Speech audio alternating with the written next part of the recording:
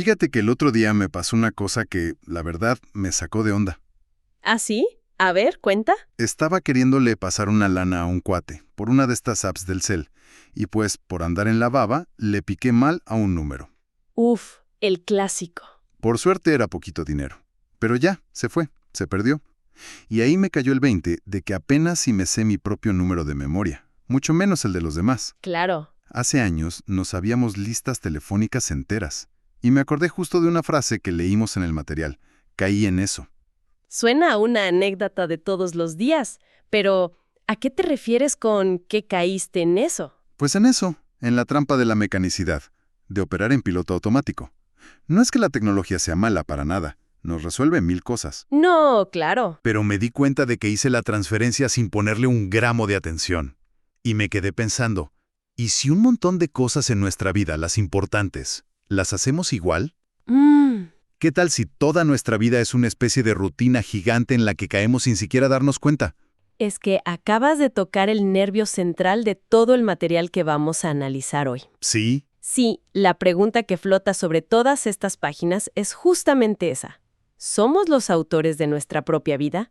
¿O somos actores repitiendo un guión que ni siquiera sabemos que existe? Exacto. Las decisiones que tomamos, los amores que tenemos, las tragedias que sufrimos, ¿son el resultado de una elección consciente o de una ley invisible de repetición que nos arrastra? Suena a película de ciencia ficción, pero la propuesta es muy seria. Así que hoy vamos a meternos de lleno a desmenuzar estas ideas. Vamos a analizar los conceptos de retorno, recurrencia y reencarnación que se presentan en las fuentes para ver si podemos entender esta perspectiva tan particular sobre el ciclo de la vida. Va. Muy bien, pues empecemos a desempacar esto. El primer concepto, que es como la base de todo, es la ley del retorno. Ok. La idea que nos presentan es que cuando una persona muere, el cuerpo físico, una cosa que llaman el cuerpo vital y la personalidad, se van a la tumba. Se acabó. Fin de la historia para ellos. Pero algo más sí continúa. Así es. Y lo que continúa es el punto crucial. No es el alma completa como la imaginamos tradicionalmente. Lo que sigue es la esencia, que podríamos imaginar como nuestra chispa divina, nuestra conciencia pura. Ok, la esencia. Los psicológicos, o para hacerlo más sencillo, y como los mencionan casi siempre, los yoes. A ver, detente ahí. Joys. En plural. ¿Qué es eso exactamente? Piensa en ellos como pequeños programas, ¿sabes? Como subpersonalidades que se activan automáticamente dentro de nosotros sin que nos demos cuenta. ¿Cómo cuáles? Tienes el yo de la ira que explota en el tráfico, el yo de la envidia que se retuerce cuando a alguien le va bien, el yo impaciente, el yo lujurioso, el yo orgulloso. Ya veo. Cientos, miles de ellos. Según esta visión, no tenemos un solo yo individual, sino una legión, y son estos yoes, con la esencia atrapada en medio, los que retornan a una nueva vida por ley, no por elección. Ok, eso ya le da otra dimensión. Y aquí es donde la cosa se pone, pues, extraña. El material insiste en que nadie, pero nadie escoge dónde nacer. Nadie. Si pudiéramos, ¿quién elegiría nacer en la pobreza o con una enfermedad? Nadie. Todos querríamos la vida fácil. Hasta citan un ejemplo medio chusco de un señor en un sanatorio, ¿no? Sí, que le dan a elegir con qué parientes irse y escoge la casa donde vive menos gente para que le toque más comida. Ándale, ese. La lógica es la misma. Siempre buscaríamos lo más conveniente. Y es que la lógica que presentan es implacable en ese sentido.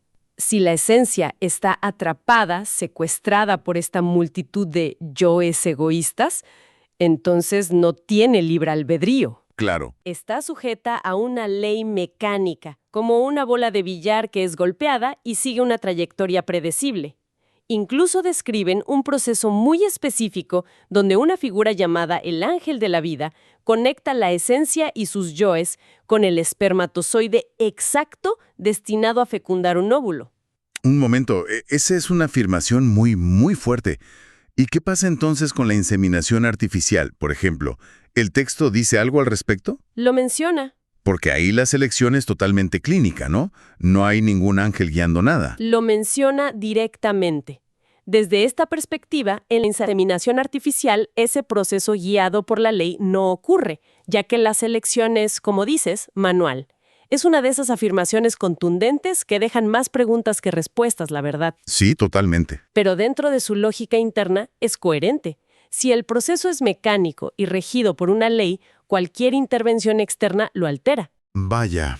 Bueno, entonces llega el momento del nacimiento. Con el primer respiro del bebé, dicen que la esencia entra en ese nuevo cuerpo. Ajá. Y el llanto del recién nacido no es de dolor o miedo, sino una exclamación de «¡Uf! ¡Otra vez aquí!». Qué fuerte eso, ¿no? Sí, afirman que en ese momento la esencia del bebé está despierta, consciente, pero es como un genio atrapado en una lámpara diminuta, un cuerpo que no puede controlar. Es una imagen muy potente, la de una conciencia madura dentro de un vehículo inmaduro. Justo. Y por eso, dicen, cuando los niños aprenden a caminar, corren como locos para todos lados. Es la esencia queriendo liberarse y hacer cosas que el cuerpecito aún no le permite. Y esa idea de estar otra vez aquí nos lleva de forma natural al siguiente eslabón de la cadena. Claro, si el retorno es el acto de volver, la pregunta obvia es, ¿a qué volvemos? Tenemos una hoja en blanco, una nueva oportunidad. O es la misma gata pero revolcada. Ándale, o estamos condenados a repetir los mismos errores una y otra vez, como en la película esa de El Día de la Marmota. Diste en el clavo con esa película. La respuesta que ofrecen estas fuentes es la segunda. No hay hoja en blanco. Este es el concepto de recurrencia. Ok, recurrencia. La idea es que venimos a repetir, escena por escena, el drama exacto de la vida anterior. Y no solo eso, sino que además cargamos con las consecuencias buenas y malas de lo que hicimos en esa vida pasada. Es como ver la misma película, pero esta vez te cobran los boletos que no pagaste la vez anterior. Exactamente, esa es la analogía. Wow. O sea que, según esto, ese flechazo o amor a primera vista no tiene nada de mágico. Es una repetición. Nada. El ejemplo que dan es buenísimo. 2 personas que se enamoraron a los 30 años en la vida pasada. Ajá. Pues en esta vida, cuando ambos cumplen 30, sus yoes involucrados se buscan telepáticamente, se citan de forma inconsciente. Y chance se topan en una panadería, los dos piden al mismo tiempo una quesadilla de chicharrón. Y de repente, ¡pum! ¡Pum! Sienten una conexión brutal. Pero no es el destino, es un eco, es el guión repitiéndose. Le quita todo el romanticismo, ¿verdad? Lo presenta como un evento puramente mecánico. Totalmente. Y claro, si se repite lo bueno, también se repite lo malo. Aquí es donde entra en juego lo que llaman la ley del talión. Ojo por ojo, diente por diente. Híjole. Y hacen una aclaración muy importante. No es una ley divina, no es Dios castigando. Es una ley de venganza que opera directamente entre los yoes de las personas involucradas. Son deudas kármicas que se cobran entre ellos. A ver, esto se está poniendo denso. ¿Cómo funciona eso en la práctica? Lo ilustran con ejemplos muy terrenales. Si en tu vida pasada le robaste un caballo a alguien, es muy probable que en esta vida el yo ladrón de esa persona se las ingenie para robarte tu motocicleta. Bueno, al menos la inflación kármica no fue tan grave. No, de un caballo a una moto no está tan mal. Pero hablando en serio, los ejemplos son muy directos. Hablan de un jefe al que todos sus empleados le roban sin piedad. Ajá. Muy probablemente, dicen, es porque en sus vidas pasadas él fue un ladrón en sus trabajos y ahora sus yoes de víctima están cobrando la factura. Entiendo la lógica del cosechas lo que siembras, pero hay un caso que mencionan que es francamente difícil de digerir, el de una anciana vendedora de arepas que fue asesinada por una deuda. Sí, es un caso muy duro. Plantear que eso es una consecuencia de una vida pasada, un contrato entre yoes, suena a justificar una tragedia horrible. Suena a eliminar la empatía. ¿Cómo se reconcilia esto? Es el punto más controversial y difícil de toda esta enseñanza, sin duda. Es fundamental entender que el texto no lo presenta como una justificación moral, Ok. sino como un intento de explicación mecanicista de por qué ocurren estas cosas.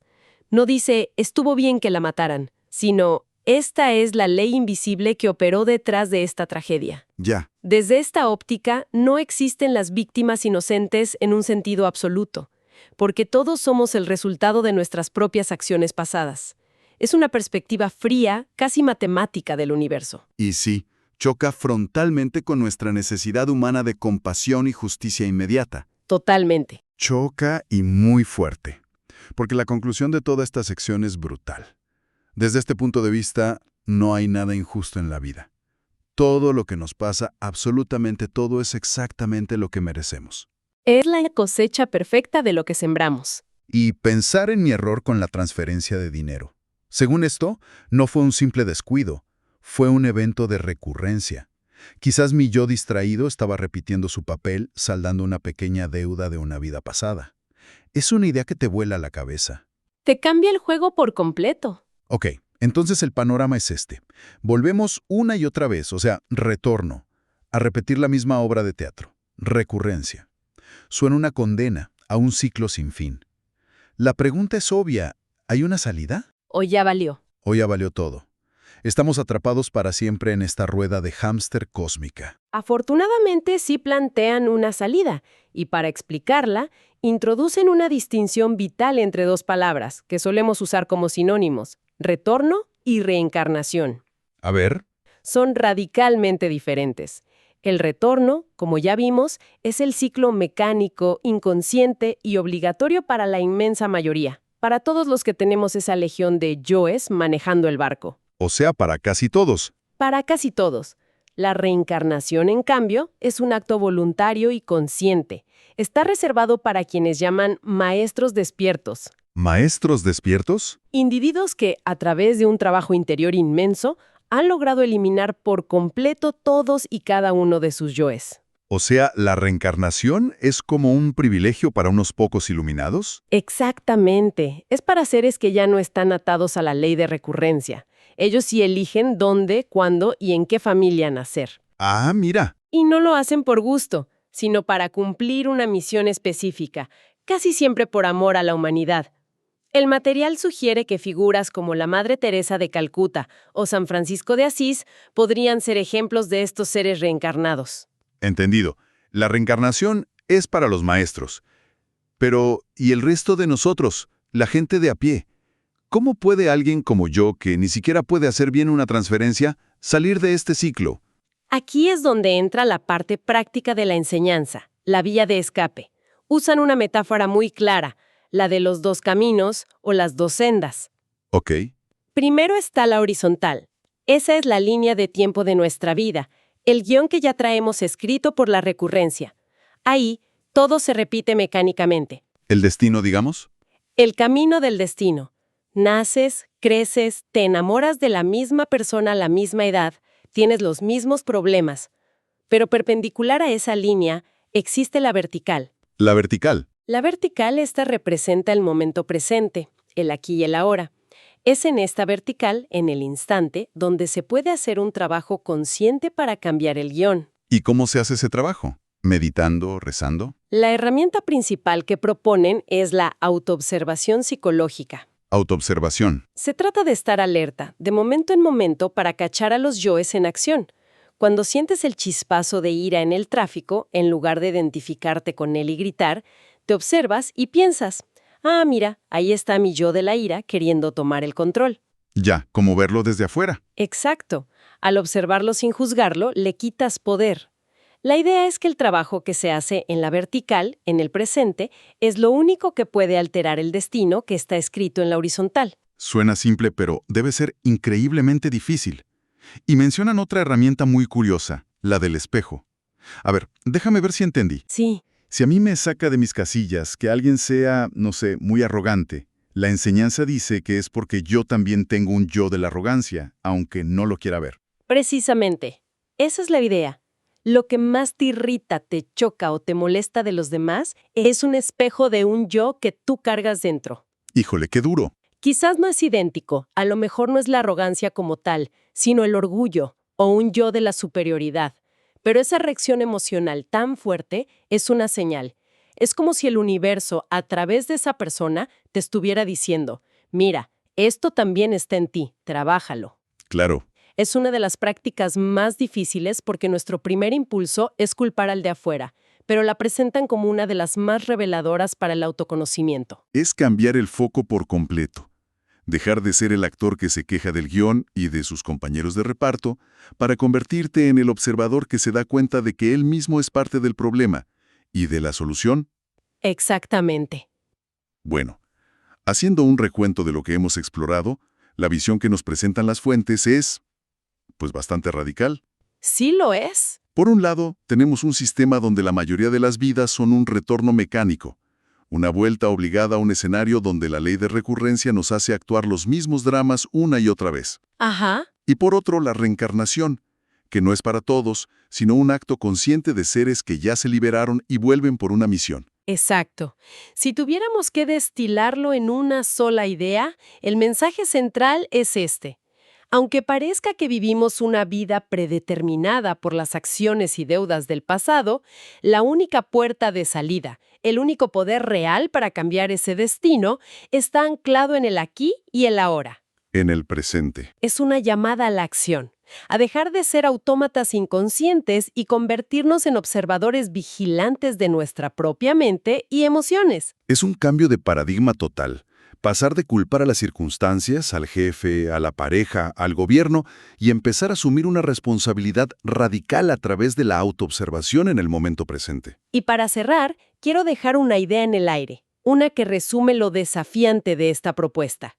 La fuente afirma algo contundente. A ver. Nada de lo que hacemos es realmente por nuestra propia voluntad. Incluso el impulso más simple, el pensamiento más fugaz, como el que te llevó a equivocarte de número en la transferencia, ¡Qué fuerte! es manejado por uno de nuestros múltiples yoes. No hay un yo único al mando. Es una idea muy retadora. Lo es, y nos deja con una pregunta flotante para la reflexión. De todas las decisiones que se tomaron hoy, desde la más pequeña hasta la más importante, ¿cuántas fueron realmente nuevas y conscientes? ¿Y cuántas fueron simplemente el eco de una obra que ya se ha representado quizás cientos de veces antes?